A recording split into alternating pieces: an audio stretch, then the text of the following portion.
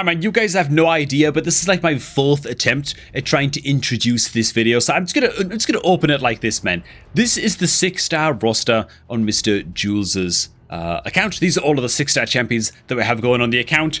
Here are the 5-star champions, aka the level 50 champions on this account. Oi, oi, oi, oi, oi. Is this an insane case of level 50 syndrome on this account, man? I'm going to be talking about that. We're going to talk about some of the champion builds on this account, because those of you with a keen eye will see what I saw the very first time I clicked on this Udex Artor, because oh my god, it's a 6-star Awakened Udex.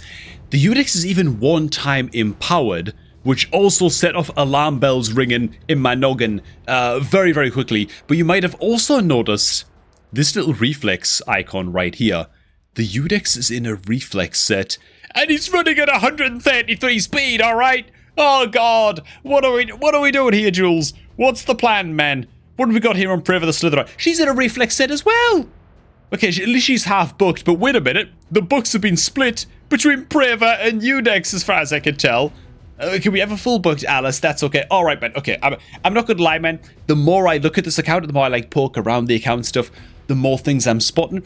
This is going to be a little bit of a soft roastage session in this account takeover video, but it's important, and it's also important to know that, look, man, it's a video game. It's all in good humor at the end of the day. I don't do no roasting without also, you know, having a laugh about it, and hopefully, you know, it's not taken too seriously, and while also offering solutions as to really just help the account progress. Why is so many epic champions also empowered? Oh my god, we have a 4 times empowered Allure, 3 times empowered. Dude, we've got a crazy... This is a level 60 account, by the way.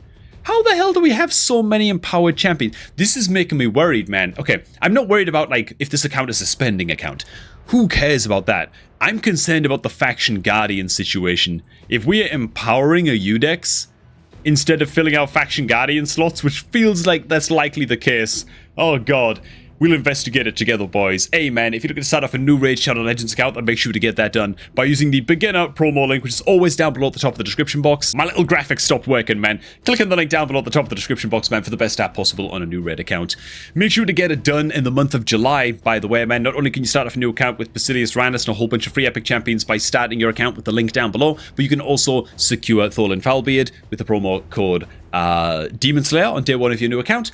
And as long as you start that new raid account before the end of the month of July, which is coming up real soon by the time this video goes up, then you've still got time to join in the Lemony C Goldwing free legendary championships to get off to a triple legendary start on that new account as well. Okay, we've got a lot of empowered epics here, a lot of level 50s as well. Oh god, the level 50 syndrome, dude. Okay, I've got to check out the champion guardians real quick, because we can't... Oh my god, we haven't unlocked all of the... Okay, dude. Alright. Let me just check the Guardians. Res. No, dude. Oh my god. No, Jon Snow. Dude, this can't be happening. Okay, right. You gotta fill out your Faction Guardians. Before you start empowering champions in this game, fill out your Faction Guardians, man. It's way better to get like a faction-wide boost to the stats of... Oh my god, we've commissioned all these guys as well? It seems a little bit early in the day to be commissioning rare champion. Oh my god, we commissioned a couple of Tree Shield Knots. I hope that we've got extra copies of Tree Shield Knots lying around. I did not expect this. Let me go ahead and jump in and just double check that we haven't been like auto-commissioning all of our rares. We do have a Tree Shield Knot, right? Including the Reserve Vault, the Master Vault. Let's just go with like Void only. Oh god, we've got a lot of voids. Okay, I thought this by faction as well. We don't have a Tree Shield Knot, we just ate them. Oh! Okay. The Guardian Ring. Okay, when it comes to the Guardian Ring and the Sparring Pit, you should already have the Sparring Pit fully unlocked by the time your account is level 60.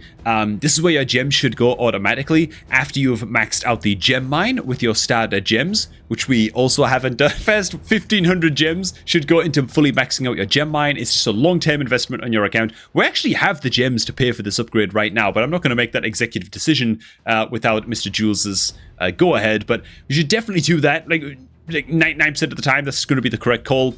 And then if you want to spend some gems on masteries for a champion or 2 on a beginner account, you can do that. Then get the Guardian Ring fully unlocked. Oh my god, no! See what I mean? The longer I look, the more I see.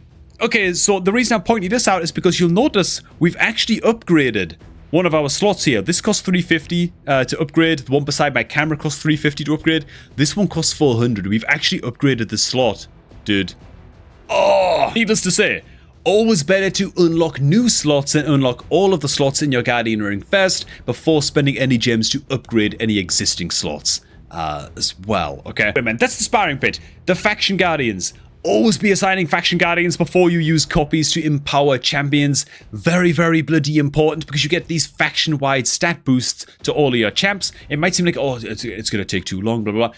Man, welcome to Raid, you know, it's a long-term project. It takes years, man, for like free-to-play account to fully fill out all of these slots, especially to the point where you're looking to commission these champions. But this is all to say that faction-wide stat boosts to like all of your Sylvan Watchers epic champions is going to be better than empowering individual epic champions from your Sylvan Watchers, right? So, yeah, before you go to empowering your champions, fill out your faction Guardian slots. As for commissioning champions to your faction Guardians slots, even rare champions, you gotta be damn sure that you're not gonna be using that rare champion at all for the likes of faction wars and wave content and stuff like that, which makes me a little bit shocked and aghast to see that we commissioned the Tree Shield Knot. This is a great rare champion reviver for the Sylvan Watchers. I wouldn't be commissioning this. I'd be leveling up one of these Sylvan Watcher, one of these Tree Shield Knots to actually use in faction wars, especially on a level 60 account, man. There's no way that we've made that much progress into faction wars just yet. In fact, we've earned, you know what, we're not actually doing too bad. We're doing like a little bit better than I thought we would be. 600 stars earned. My concern is that even on my main account, right, where, yeah, I spend on the main account, I mean, it's like a 2-year-old account or something at this point, or it's getting towards being 2 years old at the very least. There are still a lot of rare champions I haven't commissioned yet on my main account, and I'm just leaving them in as faction Guardians. Oh my god, dude, we fully commissioned 6 daggers.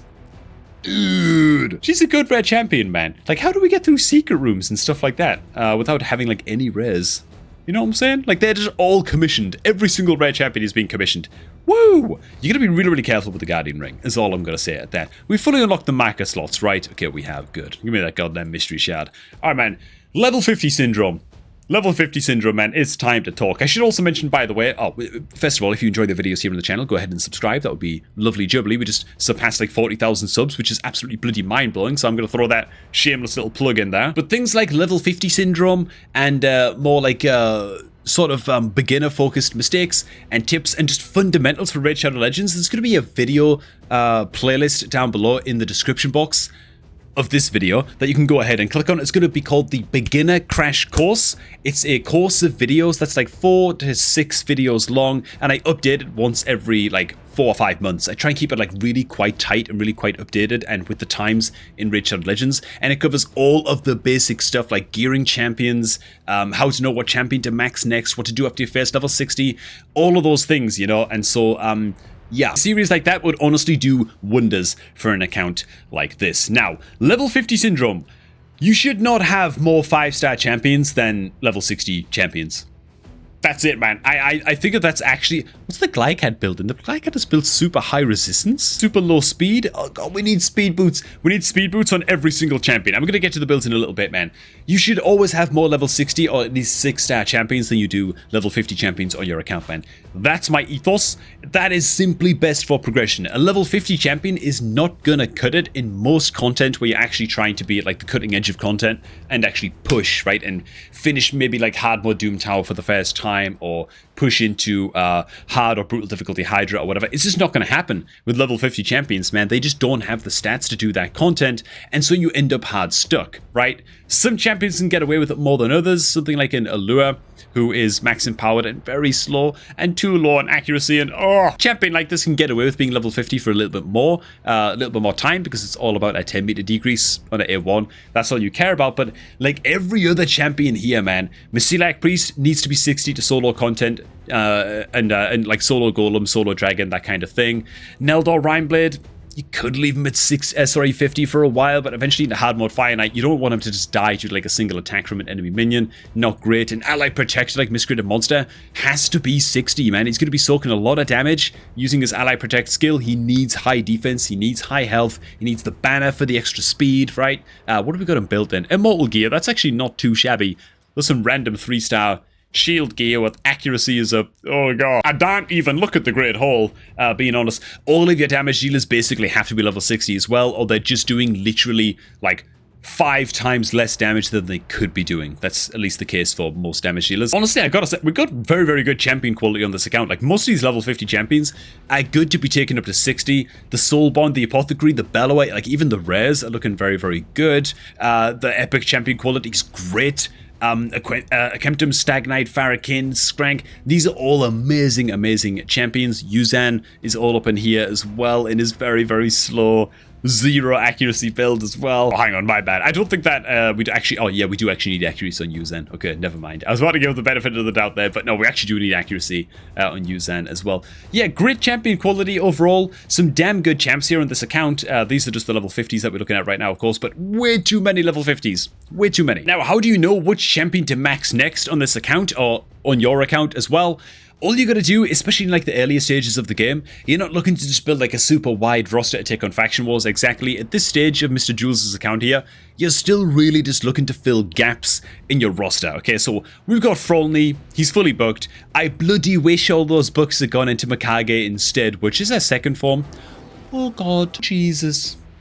Oh lord. Okay, so we fully booked, or almost fully booked, the Mikage's second form, which we use in like some wave content and in PvP. But our first form was like absolutely badass, busted, insane everywhere, and I really, really wish that our first form was fully booked so we get the cooldown reduction on the on the ally attack more than anything. To be honest, it's fine, whatever. Her second form being fully booked, better than nothing. Okay, she's still going to be great in likes of PvP. Okay, but what was I saying? Oh yeah, so we've got some decent ally attack coming in here from the Mikage. We've got some decent nukage coming in from the fully booked Alice, which, in the context of this account, okay, like, I don't mind. Like, it's not the worst thing. She's 5 times awakened. She can go without skill books and do fine, but whatever, man. She's fully booked. That's actually fine. We've got some 10 meter boost action and an arena speed aura lead with Urex Atos, so that's like another role on the account covered. We've got heals and we've got cleanses coming in from Doom Priest. We've got like a resistance-based champion here with Fidey. Fidey also brings pretty good heals on the A1 as well. Revive heals, increase speed from Preva. That's another box that you want to check. Increase speed buffs, very, very important. And you're looking things for like AoE, decreased defense champions. Why have we stopped halfway with booking the Deacon Armstrong? I have no idea. Hang on, we have fully booked everything, right? No, we splitting the books. I gotta... Okay. Alright, I gotta be honest, man. I gotta be honest. Mr. Jewel, again, I hope that this is all taken the right way, man. I hope this is all taken the right way. But this account feels like it's taken most... Every mistake that I usually make like one video about, do not make this mistake here on YouTube, you know? Don't be splitting your skill books. Don't be having too many level 50 champions. This is how you use your starter gems, man. Don't screw this up, you know? It's taken like all of those mistake videos and just compiled them into a mistake beef stroganoff or something, you know what I'm saying? Yeah, we shouldn't be splitting skill books like this. On your good champions, especially your level 60 champions that you're looking to fully max out like this, get them fully booked and secure the cooldown reduction, bro. Taragi the Frog is just a couple bucks away from being fully booked on this A3. Very, very good ally protect skill. Get him fully booked. Finish the job, right? We can't be splitting books between like Taragi the Frog and Deacon Armstrong like this. Deacon needs that cooldown reduction and that 100% land rate on his debuff chance on this decreased defense on his A2. Yeah, they're both very, very close. That's the good news. Again, this account, by the way, I don't mean like be just like ripping on this account the entire time. I do want to stress, this is a fantastically well put together account in terms of champ roster and champion potential.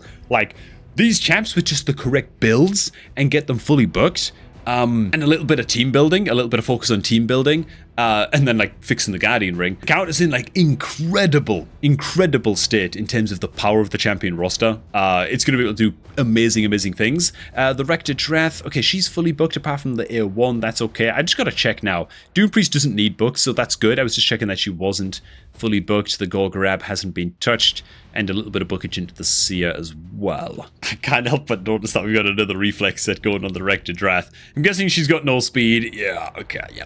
I mean, just just a general rule as well. Until you've been playing Raid for like a year and have watched a good amount of like artifact guides and how to build certain champions and stuff like that, and that's all included in the beginner crash course playlist that's going to be down below in the description box, man. Definitely check it out. Even just the video on how to build every type of champion inside of Raid, even that's going to help you out a lot.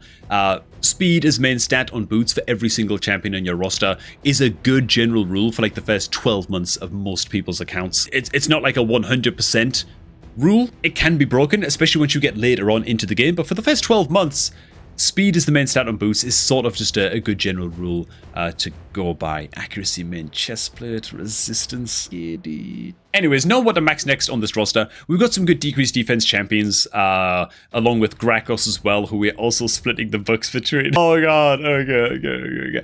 Just to be clear, by the way, Priva the Slitherer, that's the answer for the legendary skill books here. We need to get her fully booked. She's by far the best and highest quality champion that we are halfway through booking so far, right? She's up against Urex Artor and the Grakos Turndrake. Yeah, Priva is going to get a lot of use in a lot of teams. She's going to be fantastic for us into Hydra. Pretty solid into Chimera as well. Yeah, we need to get her fully booked before these other legendaries. She should take priority 100%. Champions that we are lacking in this roster are gonna be... We have a little bit of a shortage of block buffs champions, with only Grakos Turndrake being able to do that job so far out of all of our level 60 champions. Block buffs champions, decreased speed champions are absolutely crucial for helping us progress into things like Spider, into Fire Knight. They can even be solid for helping you getting started into Hydra, just slowing the fight down a little bit. They could be pretty good. Provokers are also another big problem here. We don't have a single provoker at max level, and so Magma Dragon and stuff like that in hard mode. Doom Tower is going to be a little bit of a struggle for us as well as the likes, of course, Hydra. No provoke for the Head of Decay, bit of a problem. So that's what I mean about sort of like finding gaps in your roster and sort of trying to plug those gaps as best you possibly can. I think that Provoker is probably priority number 1 here. So I'm just going to flip through the 5-star. I guess I'll look through the 4-star champions as well, but we're just looking literally for Provokers. What have we got, man? So we're sitting on a Titus as well. Okay, so we actually got the Titus fusion done. His Provoke is what? It's on his passive or? Okay, so we can technically use the Titus Blackplume as a Hydra Provoker. I guess. We don't really have the Wixwell on this account or the Brogni or whatever. It might be tough to get the Titus up and firing, unless by the time this video comes out, people have figured out like a new way to get godly damage out of their Titus Black Plumes that doesn't involve the Broggers or the Wixie. But I'm not sure I'd recommend building him purely for the role of Provoker next. For me, next best Provoker on this account for cases, use cases in Hydra is going to be the Seeker, man, who's also just randomly got one skill book into him as well. But Seeker's a great Hydra Provoker because you just build him high accuracy and mega high speed. He also boosts his own turn meter by 30%, gives himself an extra turn, and then gets to smack in twice very often with this A1, and he just spams this against the Head of Decay every single time the Head of Decay pops up, and as long as it's fully booked, it's a 50% land rate provoke on a double hitter. So for me, Seeker would actually be really rather high priority on this account. Another champion role we're also lacking into Hydra. The reason I'm focusing on Hydra so much as well for Mr. Jules is because he was asking about Hydra teams, how to get started in Hydra. His recent Hydra keys, at the time I'm logged into the account right now, he did like 400,000 damage with one key and about 4 million damage with another key, which with a roster like this, we should be able to do better than that. Ooh. I'd level the Stag Knight next on this account. He's covering multiple boxes that we are currently missing, man. He brings a spammable decreased speed debuff on his A1. He's going to be great into Chimera. He's going to be solid into Fire Knight. He's going to be solid into Spider. Anywhere where we need a decreased speed debuff, he brings it. Griffin in Doom Tower. Very good champion into Griffin. And then he brings a decreased attack, decreased defense on his A2 as well. Honestly, solid everywhere. Pretty good into Hydra. Just because he brings exactly what we need with this tool in his kit. Block buffs champion, would you look at that? We actually have an Ugo sitting right here at level 50 as well. We should level the Ugo, definitely. The Ugo's either going to be in the B team or the A team for our Hydra squad. It's really simple as an incredible epic champion for use into Hydra. The Ugo's also just received one skill book. I feel like how does this happen? I feel like we just took our skill books, loaded them up into just like a huge, just like a giant minigun filled with epic skill tomes and just went and just unleashed across our entire account. Just sprayed epic skill tomes like all over the place, you know? Oh god. Well, there you go. I've got this image in my head right now of Jules dressed in like a suit and tie, like a librarian, you know? And he's just got books piled up all over the place behind him, just feeding into this huge vacuum cleaner powered machine gun, just spraying the books all over the place. I don't know, man. It's crazy. Okay, I'm a little bit terrified, man, to check around in our buildings. I'm a little bit scared, to be honest, man. I'm a little bit scared.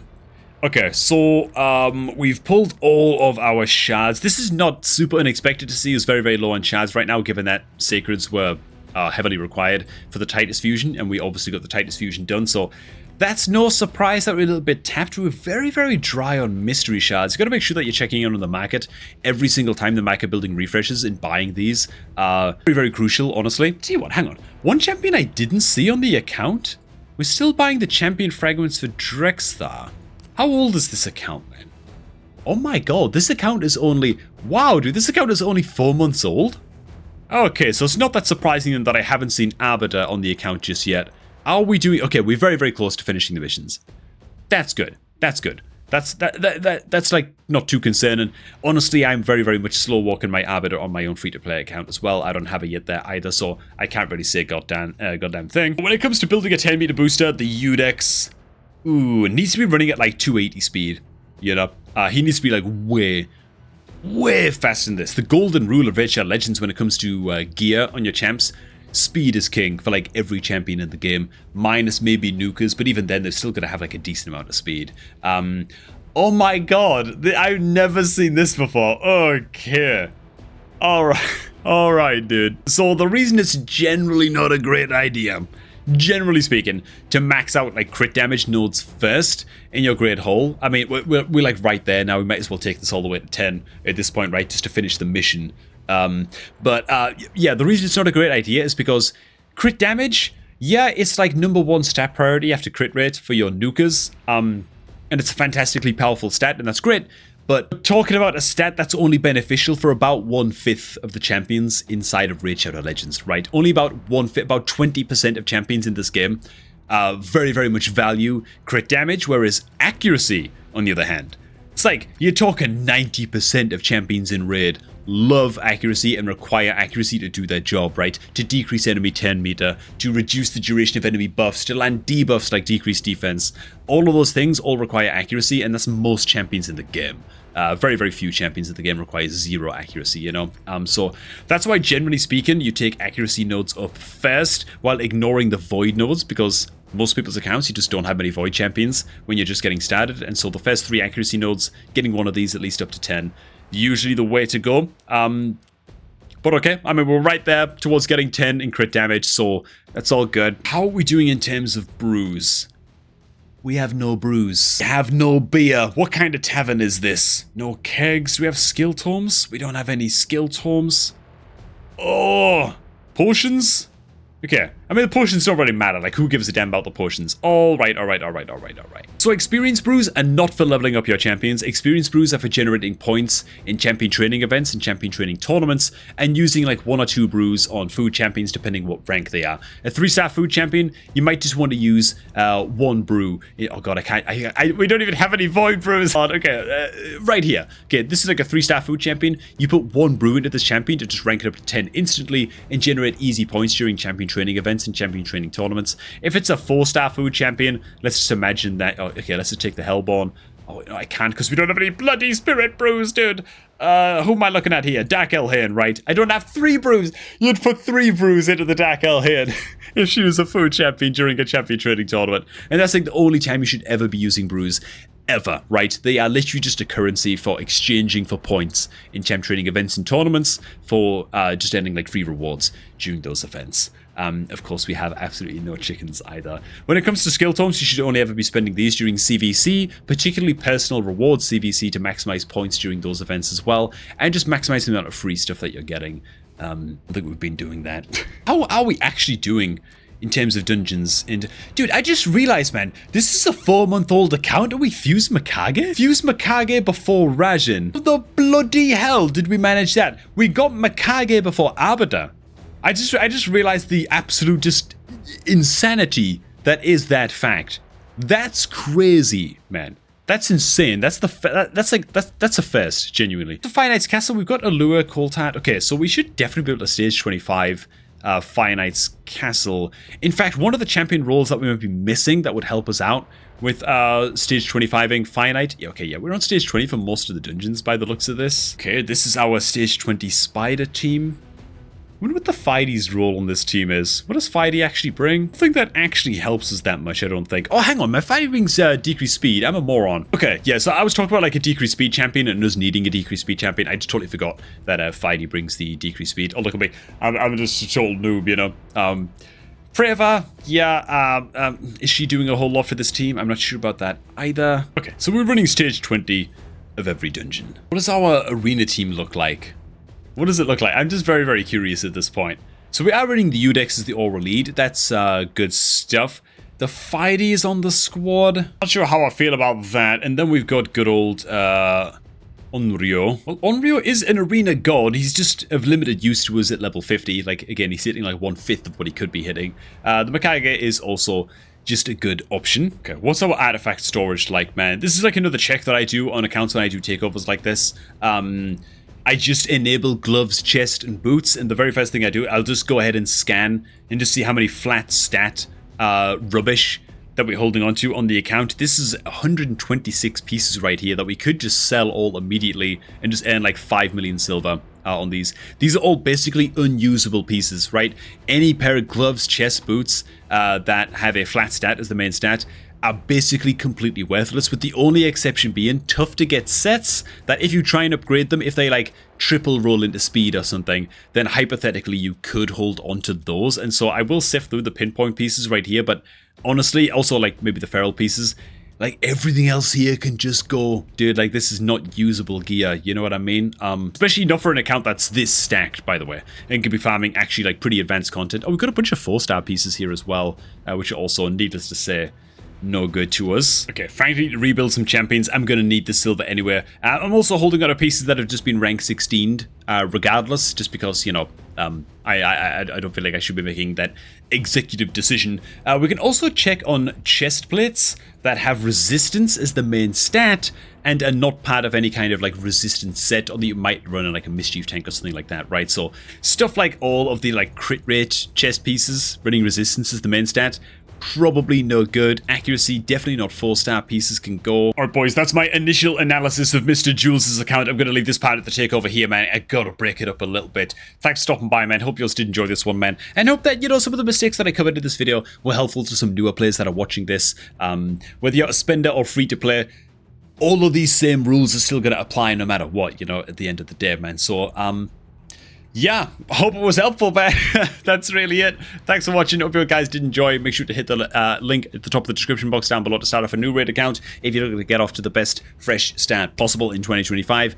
That beginner link, man, is where you want to begin your journey with all the freebies that you see on screen right now. Thanks for watching. I'm going to catch all of you guys just a tad bit later, man.